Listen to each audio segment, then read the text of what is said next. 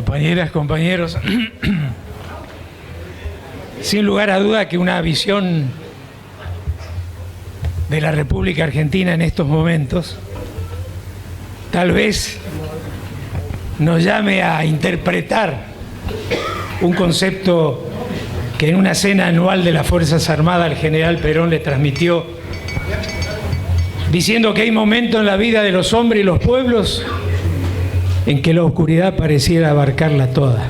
Y decía Perón, ese momento de confusión es un momento que es la convocatoria de Dios para que emerjan los pueblos que sean capaces de recuperar la fe y su historia.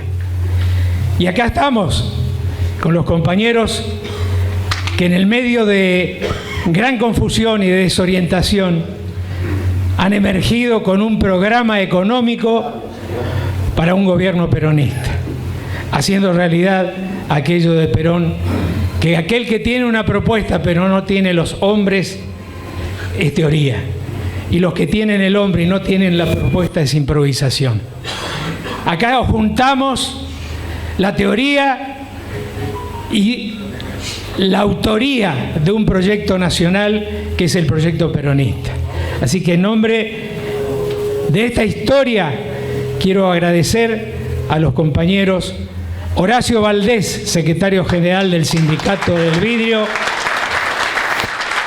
el licenciado en Economía Pablo Chayut y el compañero que hoy encabeza esta propuesta, el licenciado Guillermo Moreno. Muchas gracias.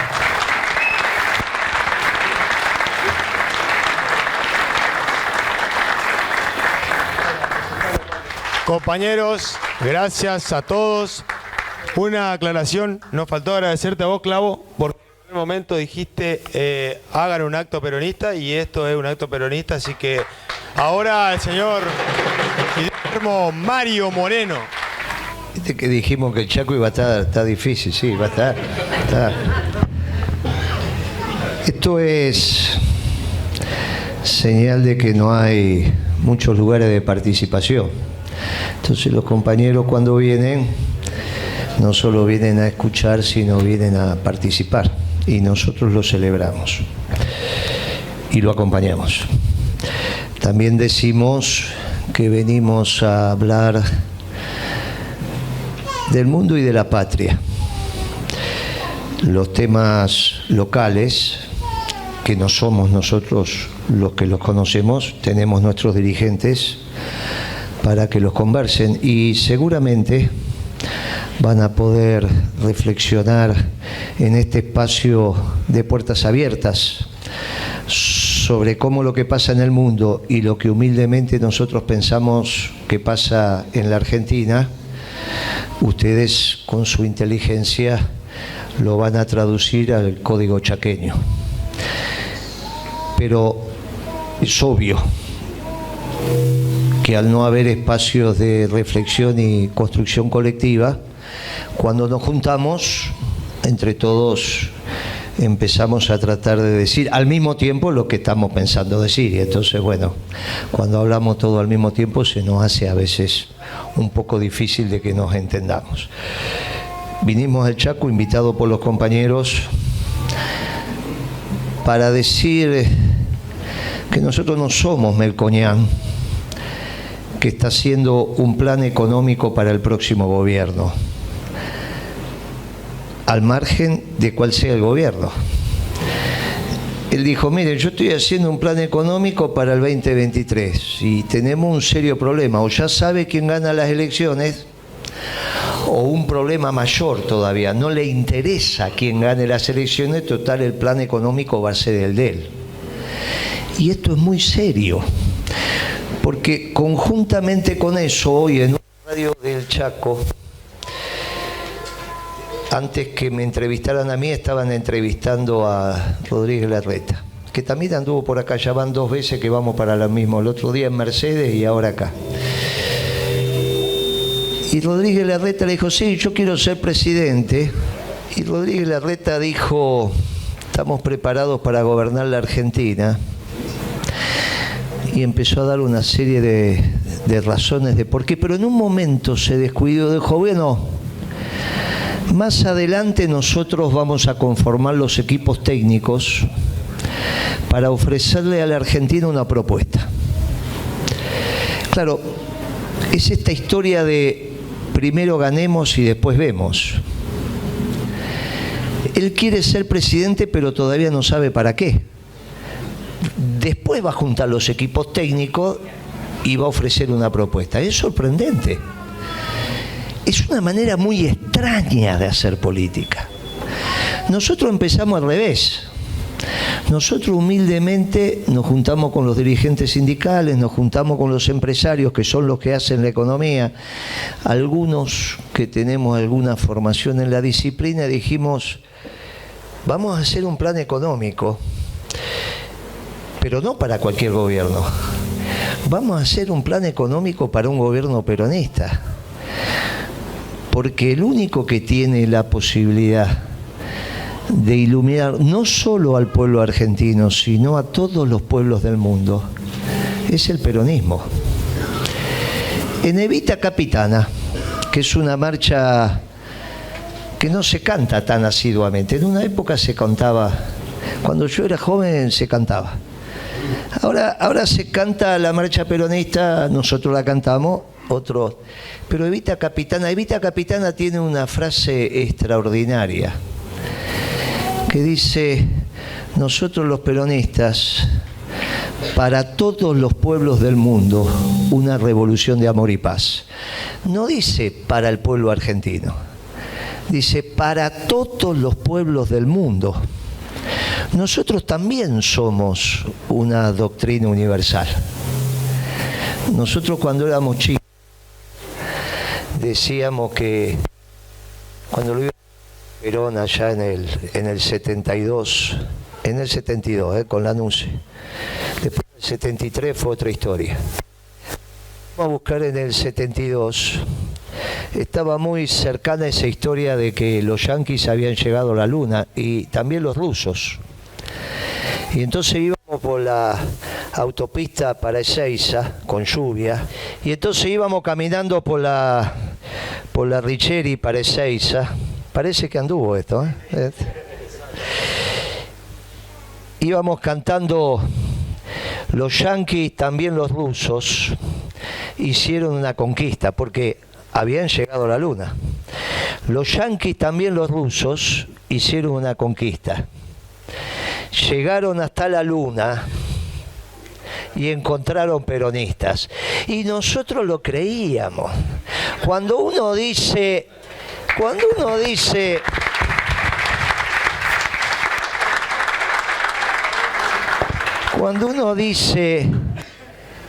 que si hay extraterrestres, y ahora hasta la iglesia está permitiendo hablar de que hay extraterrestres, ya Juan Pablo II empezó a hablar de que puede haber extraterrestres. Y nosotros decimos que si hay extraterrestres seguramente están más evolucionados que nosotros. Porque es lo que hablaba recién Horacio, que la tecnología, que esto, que aquello. Y nosotros humildemente decimos que seguramente si están más evolucionados que nosotros, toda esa sociedad también va a ser peronista. Porque el peronismo es la evolución de las doctrinas que nosotros conocimos. Y por eso vinimos acá humildemente a presentar un plan económico peronista que está entornado, cuando ustedes lo vean, primero por la marcha. Ustedes hablen el plan, está la foto del general y después está la marcha. Y cuando terminan de leer el plan, están las 20 verdades. Porque esta es la síntesis de nuestras doctrinas. Ahí están lo que nosotros consideramos que son aquellos principios verdaderos que permiten iluminar a los pueblos del mundo en la construcción de la perfección. Y esto es lo que venimos a conversar con ustedes. Venimos a conversar con ustedes la estructura de un plan económico peronista que tiene como centro al hombre y que tiene como centro a la familia. Para los economistas del peronismo, ahora que se puso de moda hablar de una economía popular. Hay algunas agrupaciones políticas que nos hablan de una economía popular como separada de la economía.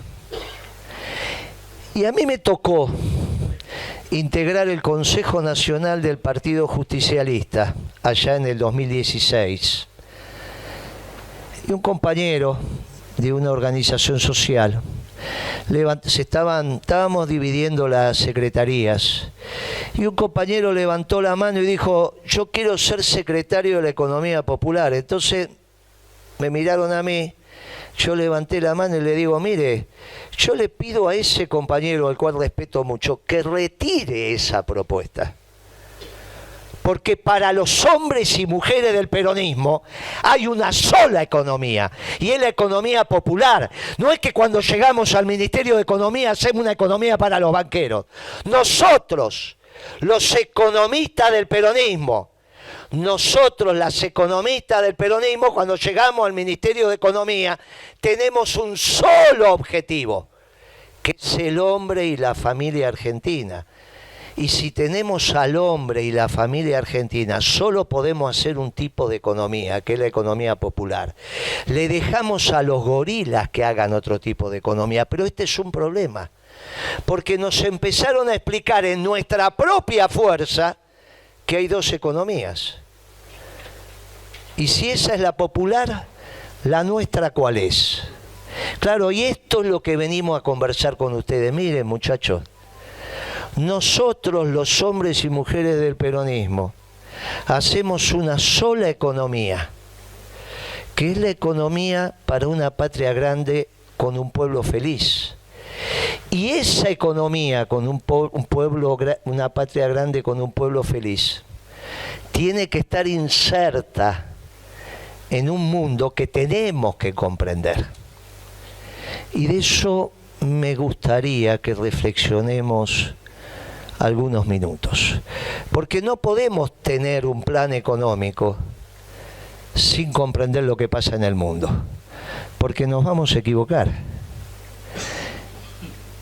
Miren, en el mundo están aconteciendo cosas extremadamente delicadas que van a tipificar cuáles van a ser los pueblos que la van a pasar bien y cuáles van a ser los pueblos que la van a pasar mal. El pueblo ucraniano la está pasando mal. Y uno de los elementos centrales de por qué el pueblo ucraniano la está pasando mal, con todo el respeto que tenemos por el pueblo ucraniano, es porque quizás la dirigencia política ucraniana no entendió cuál era el mundo que estaba por venir. Porque lo que dijo Horacio, de que se están peleando dos en un tercer territorio, tiene que ver que si esos dos son los dos ganadores del nuevo orden internacional. ¿O ustedes piensan que hay una guerra entre la Federación Rusa y los ucranianos? De ninguna manera. Ucrania es el territorio elegido para discutir entre los dos ganadores del nuevo orden que está reemplazando al viejo orden, que era el orden de la globalización, que a su vez reemplazó al viejo orden, que era el orden de la Guerra Fría.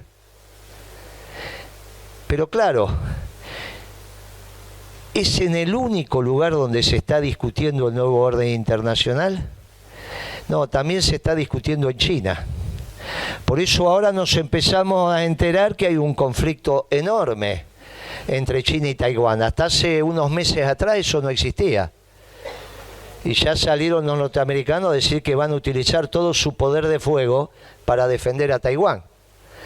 Podría ser un tema de ellos, con una diferencia. Parte de lo que se está discutiendo en Taiwán frente a China también participan los ingleses. Y resulta que nosotros tenemos a los ingleses en Malvinas.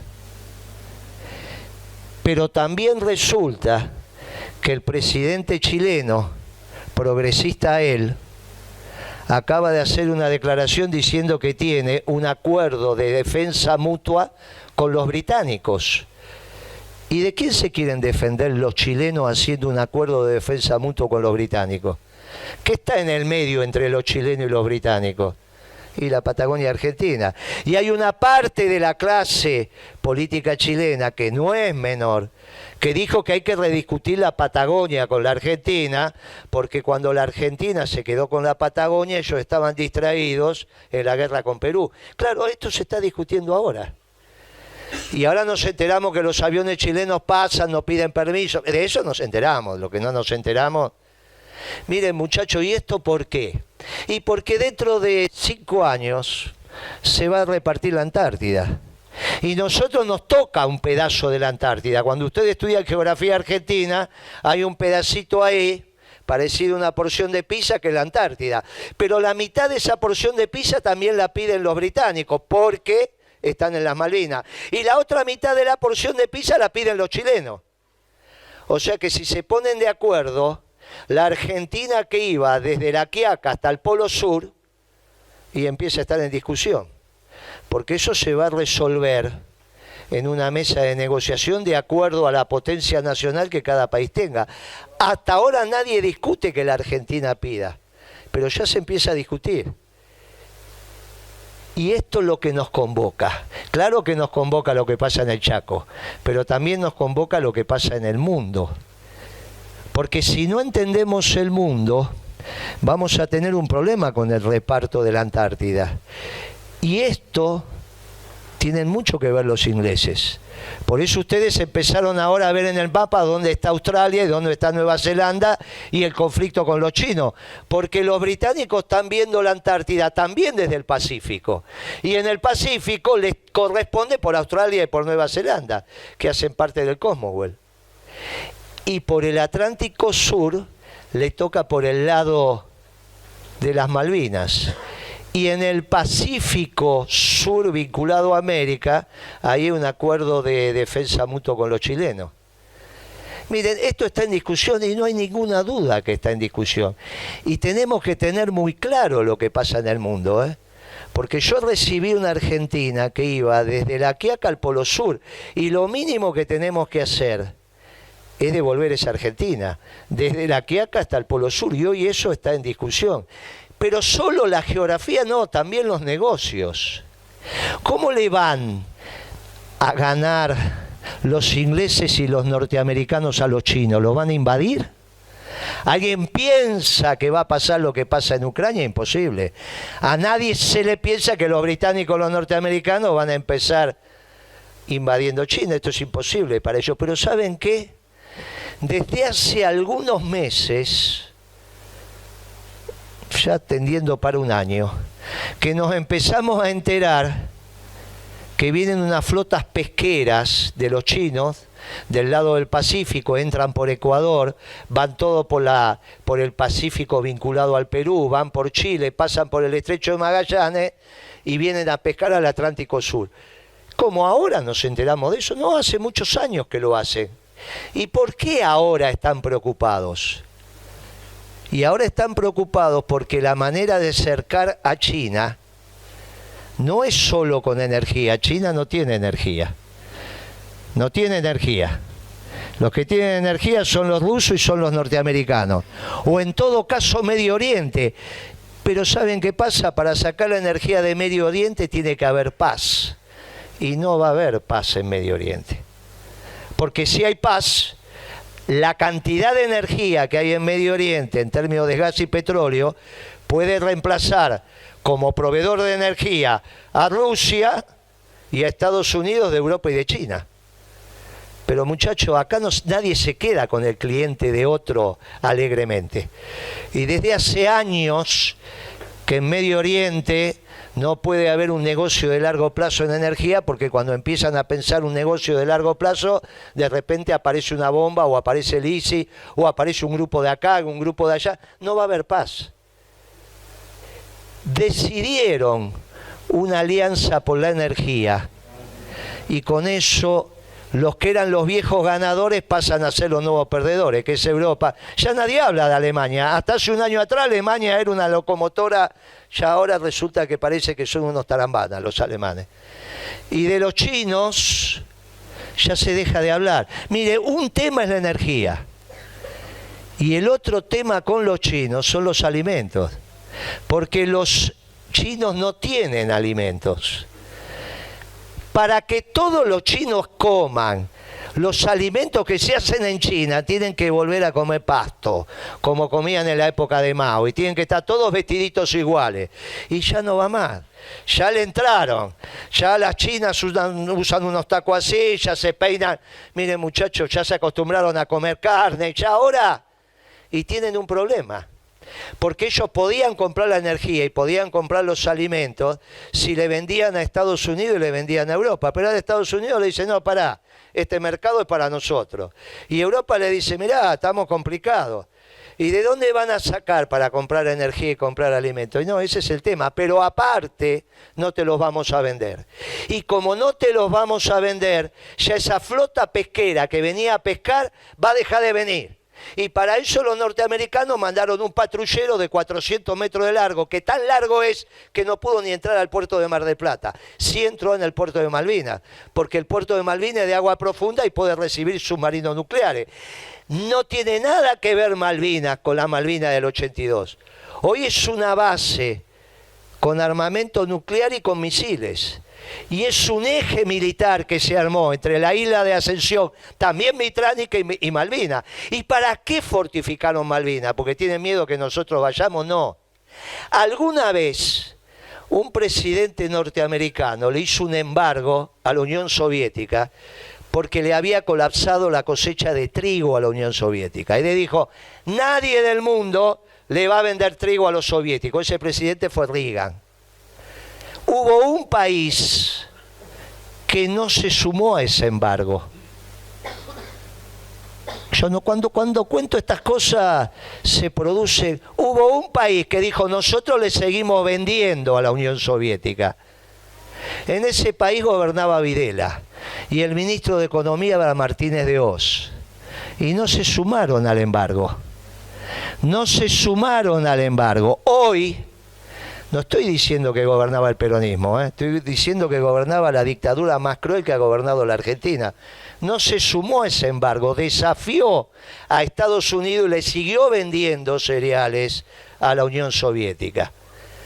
Pero claro, supongamos que ahora toman la misma decisión y dicen no se le vende más a los chinos. ¿Y qué hacemos con la soja que plantamos en la pampa húmeda en la zona núclea o allá o aquí en el sur del Chaco? ¿A quién se la vendemos? ¿Saben cuántos kilos de soja nosotros hicimos este año? 42.000 millones de kilos. O sea que somos 47 millones de habitantes. A ojo de buen cubero les toca cerca de 800, 850 kilos a cada persona, a cada argentino. Mire, si el mundo nos deja de comprar leche, nos podemos tomar toda la leche que producen nuestras vacas, porque solo exportamos un 20%. Pero la soja no la tenemos ni dónde poner ni dónde guardar. Ni la podemos transformar en aceite porque no tenemos dónde guardarla. Cuando yo conté el otro día esto en Pergamino, que es el corazón de la zona núcleo, los chacareros se pusieron nerviosos.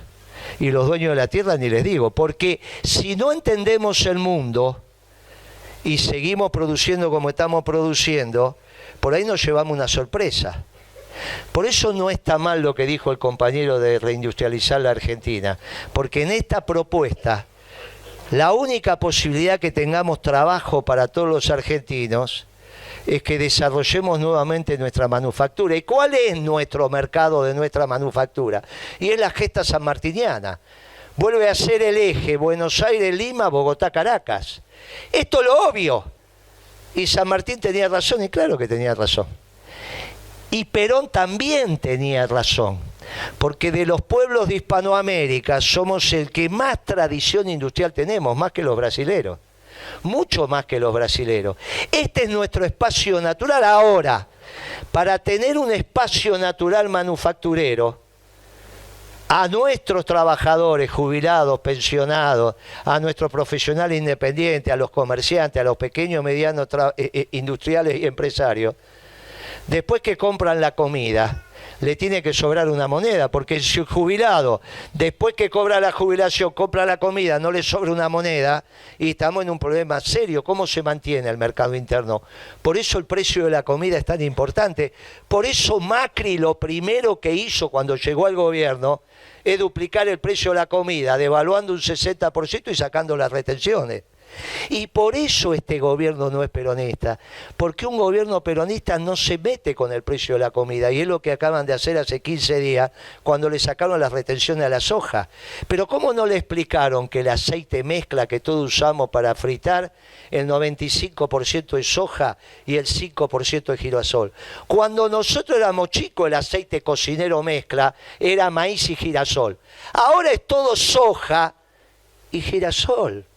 Y después tenemos el aceite de soja. Es falso que no comemos soja. No comemos una cantidad, pero comemos. Ellos cuando le sacan las retenciones a la soja, lo único que hacen es subir el precio del aceite. Solo eso no, también del alimento balanceado. Entonces la gallina que nosotros ponen los huevos para que comamos, también aumentó el precio de los huevos. Y aumentó el precio del pollo, porque el pollo es alimentado con alimento balanceado que tiene soja. Y el cerdo también.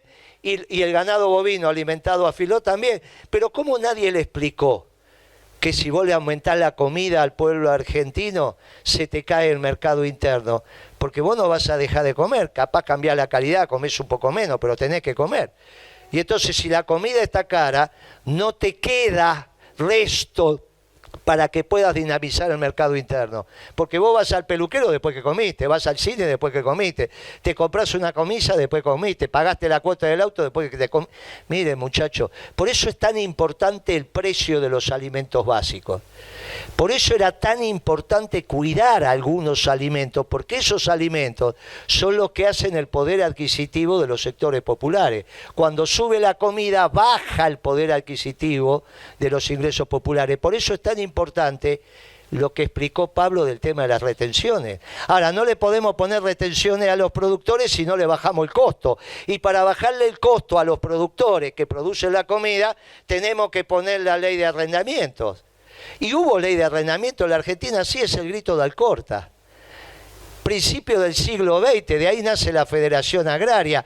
¿Y quién condujo el grito de Alcorta? Y lo condujo un cura, muchachos. El que estaba al frente de esto era un cura. Mire, esta es la articulación de la Argentina. Tenemos que hacer la ley de arrendamiento para bajar los costos y después con las retenciones bajamos el precio de la comida. Ahora, también le decimos a los dueños de la tierra, la zona núcleo, que quizá el pueblo argentino tenga que hacer un esfuerzo si el mundo, el poder del mundo decide hacerle un bloqueo alimenticio a los chinos. De la misma manera que ahora están bloqueando a los rusos, pueden bloquear a los chinos. ¿Y a quién le vamos a vender la soja? Claro, y ahí tenemos que recomponer nuestro espacio productivo. Porque la tierra la tenemos. Miren, lo que viene dado en el mundo nuevo, capaz que no viene dado dentro de los próximos meses. Y para eso tenemos que entender cómo es. Y por eso nosotros explicamos en este plan económico, desde la doctrina peronista, lo que pasa en el mundo. Ahora resulta que en el mundo es la primera vez que se discute desde el nacionalismo. Nunca le tocó al peronismo discutir un mundo que estuviera pensando en los nacionalismos. Claro que hay dos nacionalismos, como dijo Pablo, el europeo, que construyó su identidad lastimando a los pueblos vecinos, o el nuestro, que es un nacionalismo de amor y paz, es un nacionalismo que construye puente entre los pueblos, no levanta muros. Y esto es lo que está en discusión, pero no estamos discutiendo dentro de las teorías globalistas europeas. Ya empezamos a discutir con categorías propias, porque si alguien entiende del nacionalismo de inclusión son los pueblos americanos, porque solo de los pueblos nuevos podían venir ideas nuevas. Y el nacionalismo de inclusión, donde nos fusionamos la sangre, esto solo podía darse en América, no en los pueblos antiguos. Pueblos nuevos tienen teorías nuevas. Y dentro de esos pueblos nuevos había un pueblo extraordinario, que es el pueblo argentino. Y ese pueblo argentino construyó un corpus de pensamiento, que es el peronismo. Y por eso nosotros decimos que le ofrecemos este corpus del pensamiento a todos los pueblos del mundo. Y obvio que cuando Perón planteó el 50-50 allá en el 50, no dijo que era una verdad. Ustedes leen las 20 verdades, no hay ninguna que dice 50 para capital, 50 para el trabajo. Y nosotros venimos hoy humildemente a decirle, mire, la tecnología avanzó, como dijo Horacio. Por lo tanto, hoy estamos en condiciones, en este plan económico, de decirle a los sectores populares y especialmente a los trabajadores, que ahora ya no es más 50 y 50, que ahora tiene que ser 60 y 40. 60 para los trabajadores y 40 para el capital. Claro, después tenemos los que hacen economía pensando solo en el capital. Y los que hacen economía pensando solo en el capital tienen mucha capacidad de penetración. Tanta capacidad de penetración que parece que para saber lo que piensa Melconian hay que tener una reunión con Melconian. Pero si sabemos hasta el cansancio lo que piensa Melconian. Si es un hombre que empezó trabajando en el Banco Central, vamos, abrimos la página de clientes de Melconian y nos vamos a dar cuenta ahora, en este momento, que todos sus clientes son los bancos. Mire, si un economista tiene clientes de los banqueros, es que trabaja para los banqueros. Y el problema es que cuando vos haces una política económica para que ganen plata los bancos, es que pierden todos los demás. Pero no hace falta encontrarse con Melconian, porque lo sabemos, lo conocemos hace muchos años, sabemos lo que piensa. En todo caso, le tenemos que decir a los muchachos de la Fundación Mediterránea, que son los cordobeses que han contratado a Melconian, que se volvieron a equivocar. Porque Pagani, el dueño de Arcor, que es uno de los fundadores de la Fundación Mediterránea que acaba de contratar a Melconian, en la época de Macri casi quiebra. Y ahí hay 15.000 trabajadores en Arcor, y casi quiebra, pero con esta historia del síndrome de Estocolmo, en esto de que vos empezás a pensar como el que te secuestra, siguen pensando los industriales cordobeses que los que tienen la razón son los banqueros, los economistas que trabajan para los banqueros. Bueno, entonces tenemos un lío bárbaro. Y acá vengo al Chaco también a hablarle a los industriales, decirle, miren, no se equivoquen. Los industriales chaqueños, cordobeses, santafesinos, bonaerenses, tienen que tener un plan económico que prohija la manufactura en la Argentina. Y este es el plan económico peronista. Pero el problema es que en los medios estamos inundados de otras ideas. Tan inundados estamos de otras ideas que algunos que hicieron gestiones muy importantes a favor de los sectores populares ahora se juntan con Melconian. Y nos empezamos a encontrar con Macri en las ideas de Melconian, y al final Melconian tenía razón. Es el plan económico para el gobierno que viene, cualquiera sea el gobierno que viene. Ah, qué angustia. Esto nos da una angustia, y ahí nosotros encontramos la razón de ser de lo que venimos haciendo hace más de un año. Porque hace más de un año que empezamos a plantear el programa económico.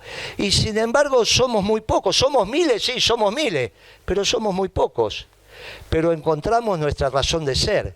Si nosotros hoy al pueblo chaqueño aquí presente no le estaríamos presentando un plan económico peronista, ustedes estarían pensando que no hay alternativa, y los medios también, porque están diciendo, no, lo único que hay es el plan económico de Melconian.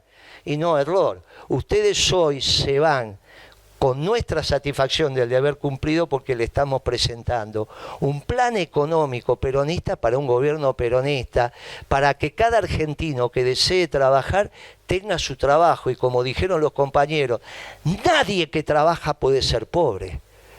Porque cuando también éramos chicos, había algo que se llamaba salario mínimo vital y móvil, que era el que te garantizaba de piso el salario para que comieras y no pudieras ser pobre, como mínimo. Pero ¿cómo vas a ser pobre como trabajas? Esto es un hallazgo de la Argentina. Acá cualquier hombre que trabajaba ya no era pobre. Ahora resulta que trabajás y sos pobre. Bueno, muchachos, esto se ha desordenado y demasiado. Pero nosotros tenemos una propuesta, e incluso alguna propuesta que puede generar debate, puede generar... Mire, nosotros no decimos que tenemos la verdad, lo venimos a someter. Mire, cuando nosotros decidimos comprarle las acciones a Repsol, las acciones de YPF, se generó un debate en nuestro gobierno, porque estaba la posición de Kicillof que esas acciones tenían que estar en manos del Estado. Y esto parece un sentido común. ¿Quién va a tener las acciones de Kicillof, de YPF, el 51% de las acciones? No, las tiene que tener el Estado. Y yo digo, ¿y por qué? ¿Por qué las tiene que tener el Estado? Si las tiene el Estado, a partir de ese momento tenemos que ganar de ahí en adelante todas las elecciones. Porque cuanto perdamos una elección pasa lo que pasó con Macri. Lo pone a Aranguren a presidir YPF. Y entonces, ¿para qué lo nacionalizaste? ¿Para qué le diste plata? ¿Para que la maneje Aranguren si la va a manejar peor que Repsol? Que fue lo que pasó. Pero ¿cómo no lo pensamos? Sí lo pensamos, ¿eh? Hubo un debate muy intenso en el gobierno. Cristina, ¿quién se va a quedar con las acciones de YPF? Y el Estado, Moreno. ¿Y por qué?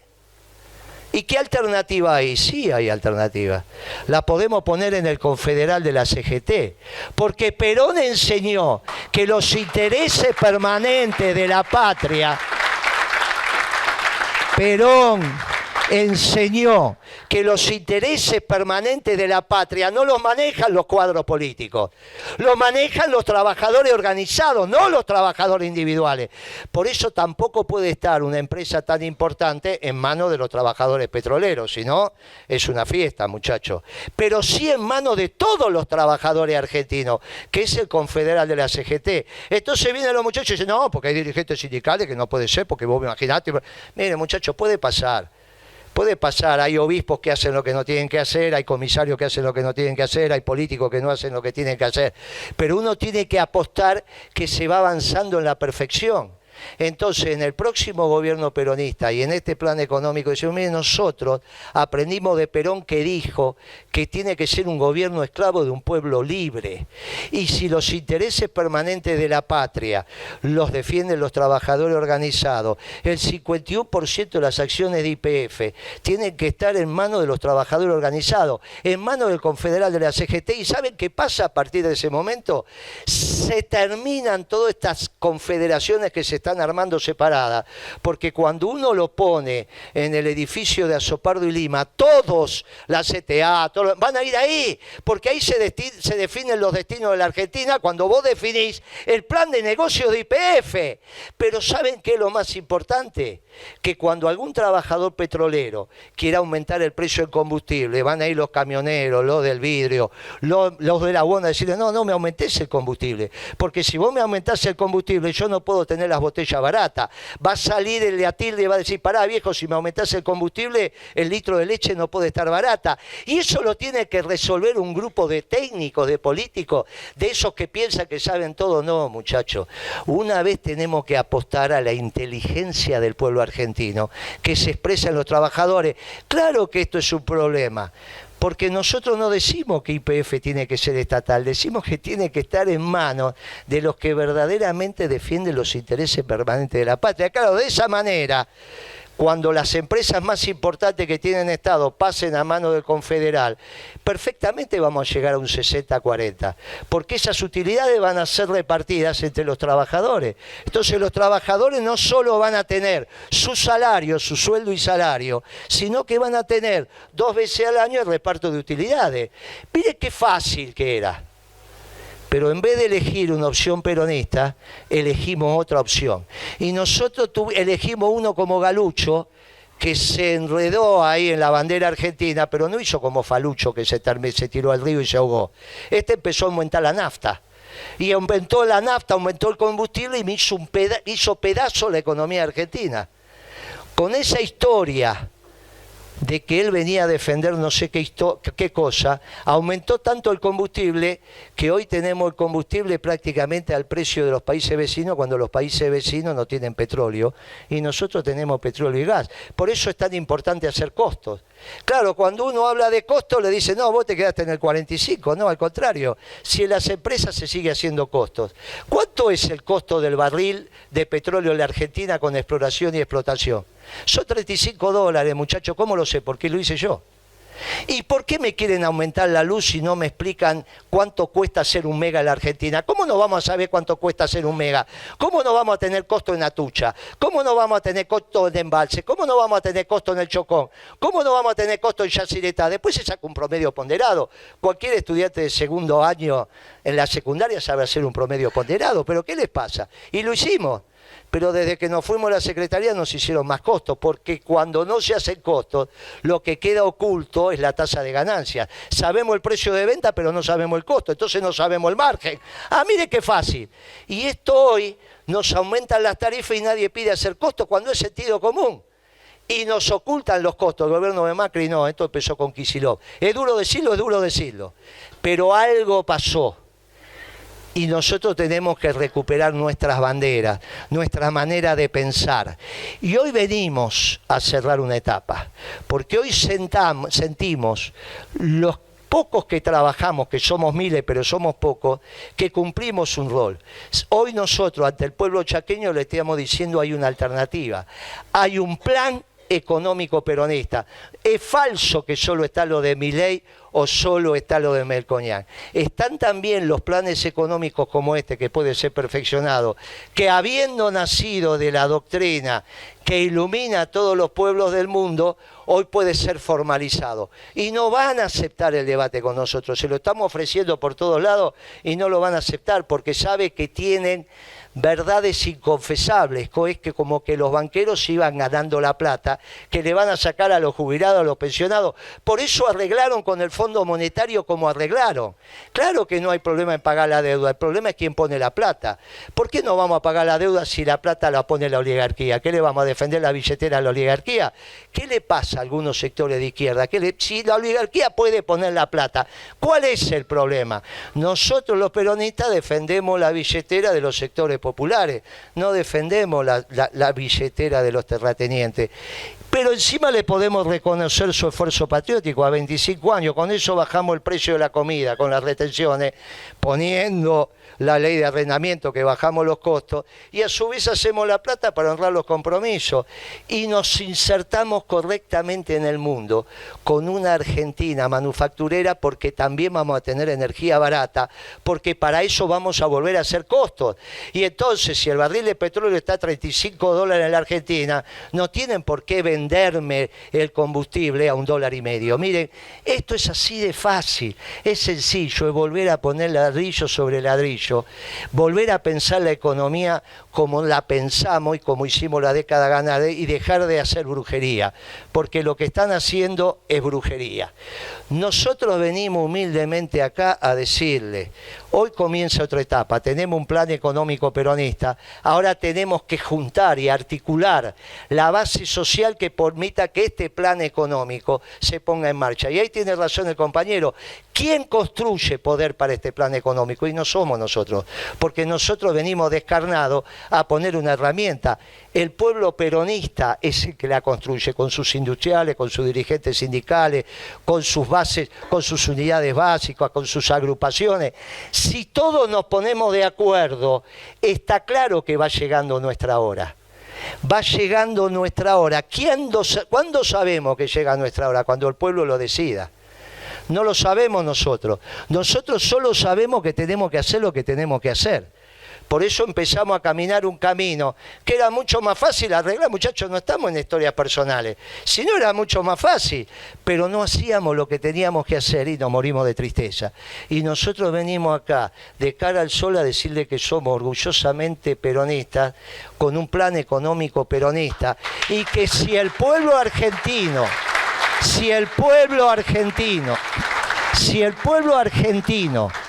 decide que llegó nuestra hora, no será nuestra hora individualmente, será la hora de los pueblos, que fue uno de los últimos libros que escribió el general Perón antes del Proyecto Nacional.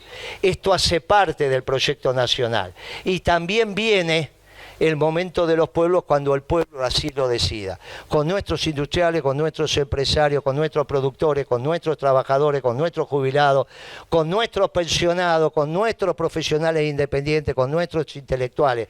Porque cuando sumamos ese nuestros, somos más de 12 millones de familias, contra 1000 familias que son los dueños de la pampa húmeda.